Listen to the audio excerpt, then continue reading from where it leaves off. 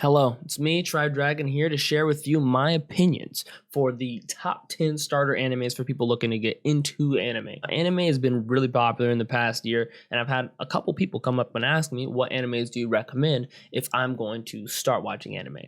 I wish that it was as simple as this is the list, start here and go to here. It's kind of like these are your options, and here's the reasons why you should watch these. So without further ado, here's Dragon's top 10 options for starter anime. Now, the first option, which I think might be the most popular option, especially at this time frame, having a movie come out in its said title, Demon Slayer. Now, Demon Slayer has two things right in the title that I love in anime, which is demons and slaying things. Personally, if you're a fan of violence, beautiful art, and a pretty riveting story, then I would definitely say this is a great option. Now, one thing I really want to point out about this anime is, for one, it's new and very relevant in anime culture. So if you're trying to be involved in the community of anime and kind of be, up-to-date-esque, that's going to be one of the best options to get started. It's 26 episodes long, so it's not remarkably long. It's actually what people would consider an average length for anime, even though I watch a lot of animes that are very long.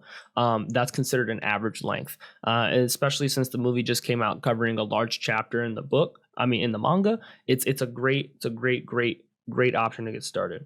Hunter x Hunter, my good friend and roommate Little Debbie recommended this one, and I couldn't agree more. Hunter x Hunter is a great option because, one, it's very lighthearted-esque. There is some very intense moments in the show, but overall, it's very happy and it makes you feel good. Not every anime does that, and a couple on this list, in fact, do the opposite. So this is a great choice if you're trying to watch an anime and you want to feel happy, you want to kind of get more of a bubbly side of anime, more of the kawaii kind of thing. The characters are great. The story is phenomenal. Again, this is a well-blended show. The art isn't as good in the beginning, but as time goes on, the animation gets so much better because the show is technically very old. It does get a lot better as time goes on, though. We're on to my favorite anime. Now, this might be the most controversial choice that I've made today, but JoJo's Bizarre Adventure. The reason why I chose JoJo's Bizarre Adventure, it's not crazy long. It's 152 episodes, which is considered very long, but I would say that's a good length. That's a lot of content, but it's a great length. Reason why, if I can binge a show in a day, then I'm on to the next one, or even might stop. If you watch all of a show in a day, you might not be compelled to watch anime again. So having something that you can consistently go back to, great choice for a starter anime. When people think about JoJo's Bizarre Adventure, they often think about the weirdness of anime culture. JoJo's is the embodiment of bizarre. The most captivating part about this show is that there's so many plot twists. If you think that you'll be able to predict this show all the way through, you're wrong. And if you say that you did, you're lying, because you can't. It's impossible with the amount of bizarre adventures going on to predict, oh yeah, this is going to happen next, and then this is going to happen, then his offspring is going to do this. No way you'll see it happening. Show's great though. Honestly, I would recommend that to anybody that's a little weird. If got those weird vibes, check it out. Check out the show. I definitely like it, and I'm normal. So, reincarnated as a slime. Now, this show, my sister refuses to watch for some reason, and I don't blame her. She's not a gamer like me. She's a gamer, but not a gamer like me. When you play RPG games and you come across a slime, you understand the caliber at which that slime is going to perform. This slime is going to take 1 to 2 hits at most, and it's going to be bodied, right? Slimes are in a lot of Japanese RPG games, and they're a great demonstration of an entry-level monster. Now, the idea of this show is that it's not just an entry-level monster, it is a monster that is OP. And that's all you really need to know. Slime. That's OP. Biggest thing about this show that stands out to me from the beginning to the end is the amount of positivity and optimism. In a video game, when you get a new power-up, like Zelda, for example, when you find something or you complete a puzzle and you hear that little sound effect of happiness or completion, you get that feeling throughout the entire show. No matter what happens, characters get new abilities, people meet new people and become friends. So if you want a happy, feel-good anime that still has some riveting points, the animation's great. It's fucking hilarious. I think the show's actually one of the funniest animes on the list, but it's a great option for that. Large shift in the scale here. We're going to Attack on Titan for the next option. Attack on Titan is actually what one of my best friends started watching as an entry-level anime, And it's a great choice because honestly, it's a fucking page turner. You cannot stop watching it after you start watching it. The show, literally from first episode to the episode that we're on right now as a community, waiting for the next season, never stops. It's so intense all the way through. There's always something changing. There's always something unforeseen happening. And at the end of the day, if it's too quiet for too long, something's going to blow the hell up. The show is just so intense. It's impossible to escape the intensity that this show really is. Attack on Titan's like, what the fuck is going to happen next? Oh my God, I can't believe this. What's going to happen next? And that's really the feeling you get in a lot of anime. So if you start with this anime, you will be able to resist that urge in other animes better, in my opinion. Because when I started watching this, I watched the whole first 2 seasons in one night. I stayed up till like 8 o'clock in the morning. And it was so captivating. I couldn't stop watching it. So Attack on Titan, if you really want a page turner, riveting story, again, action is on point, animation on point, story on point. Samurai Champloo, the music to this show. And Nujabes is a phenomenal musician. As you can tell, I like to make music. Nujabes is a phenomenal musician, and he did the soundtrack for all of the show. R.I.P. to Nujabes. He died when I was a kid, but honestly, I've listened to him like every year of my life growing up for large portions of time. I listened to him yesterday, and I'll probably listen to him today too.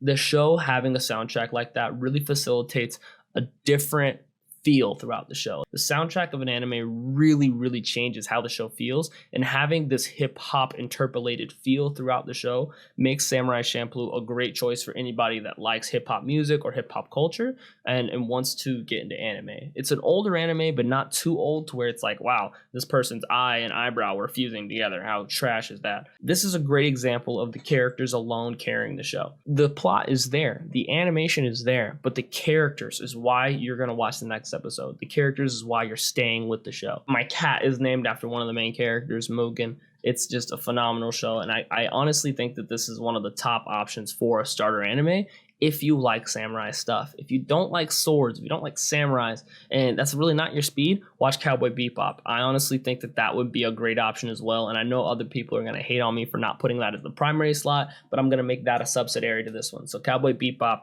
and Samurai Champloo are going to be in a very similar category. Death Note.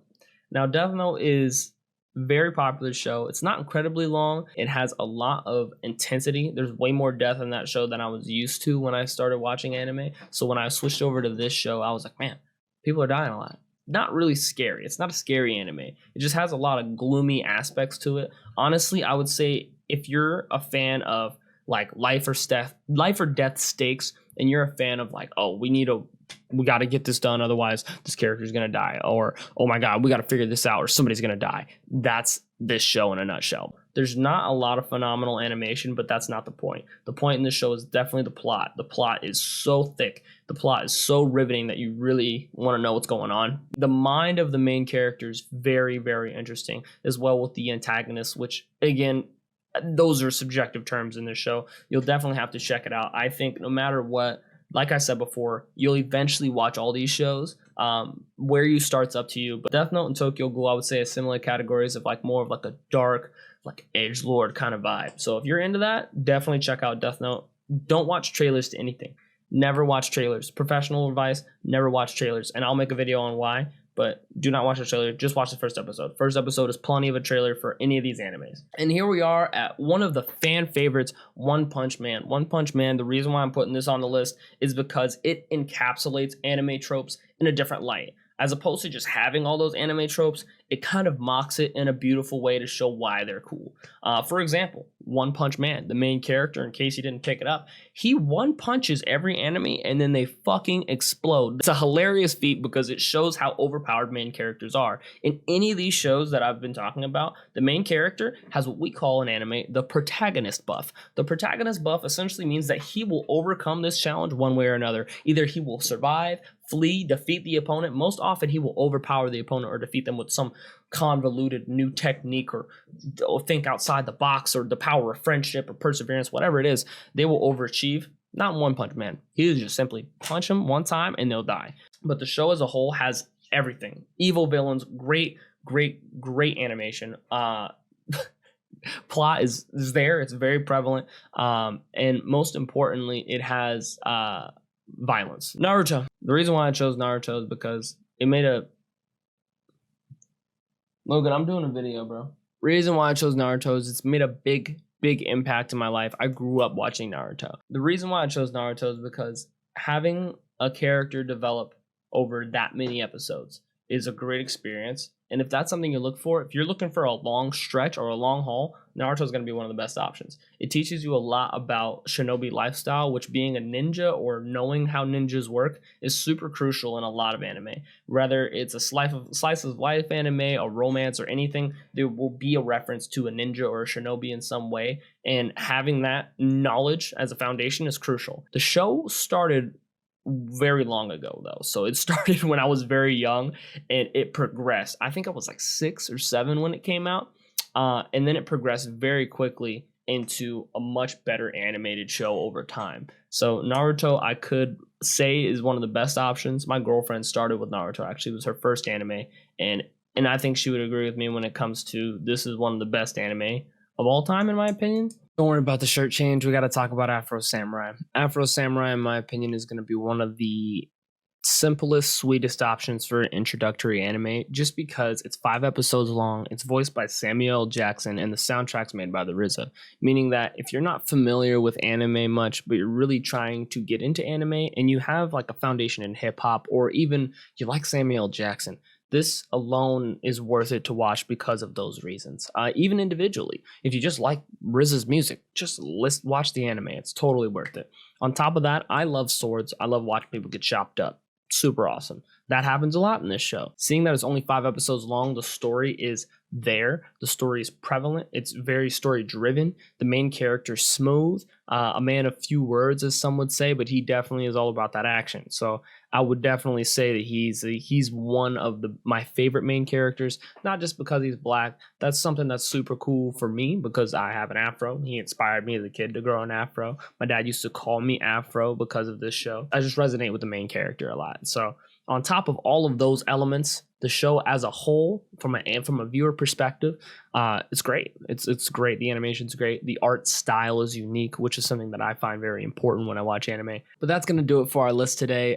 Thank you guys for watching this whole thing. If you made it to the end, might as well hit that like button or at least subscribe so you can see if my next video is better or worse. Thank you guys for watching. I appreciate you hanging out till the end here. As much as I do like making videos and talking to my monitor, I would like to talk to you a little bit more. Feel free to reach out. My socials are in the link below. Other than that, I hope you enjoyed the video. Until next time, Dragonflies. Peace.